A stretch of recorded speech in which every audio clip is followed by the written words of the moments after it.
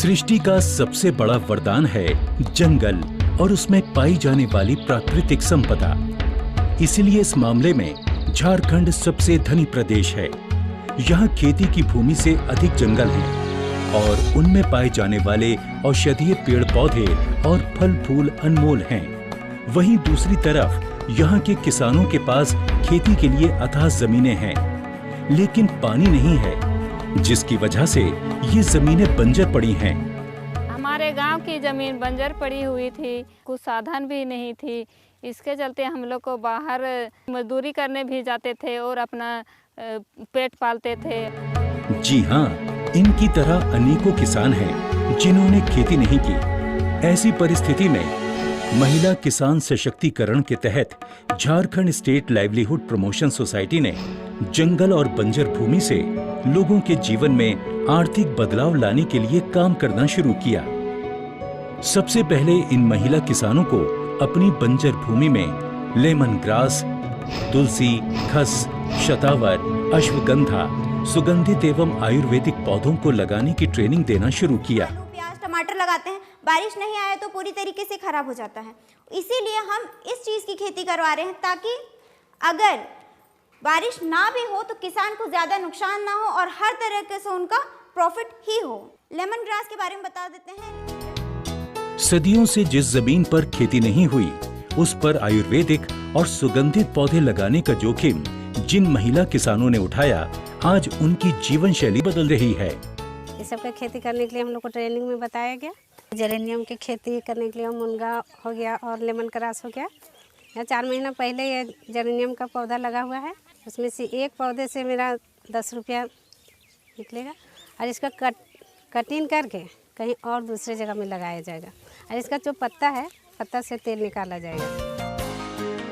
गांव का पैसा गांव में ही रहे और उन्हें किसी और पर निर्भर नहीं होना पड़े, इसके लिए Jharkhand state livelihood promotion society ने गांव में एक तेल निकालने की मशीन लगाई है। इस मशीन को भारत सरकार के ICAR संस्थान सीमेप लखनऊ ने दिया है।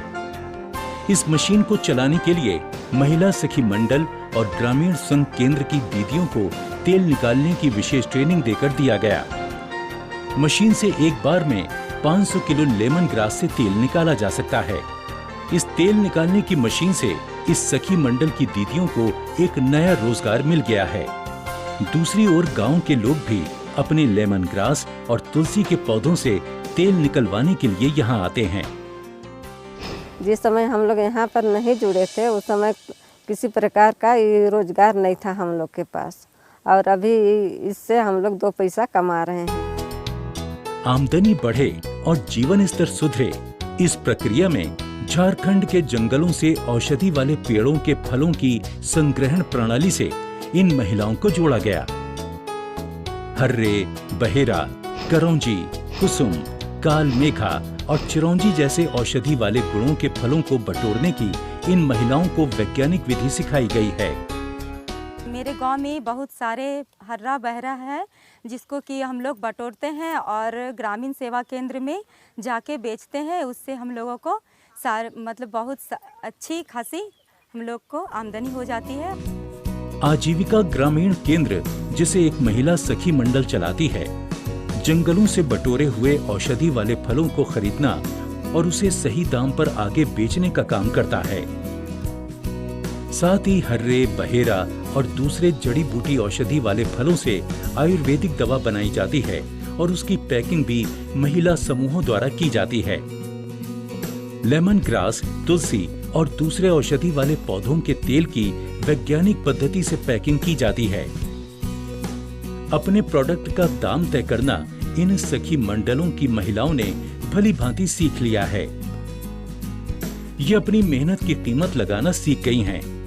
10 मिलीलीटर तेल की कीमत 40 रुपए और 30 मिलीलीटर तेल की कीमत 100 रुपए की तेल की ये शीशियां इस बात की गवाह हैं कि झारखंड की महिला किसान बीज बोने से लेकर अपने प्रोडक्ट बनाने और उसे बेचने की कला में माहिर हो रही हैं।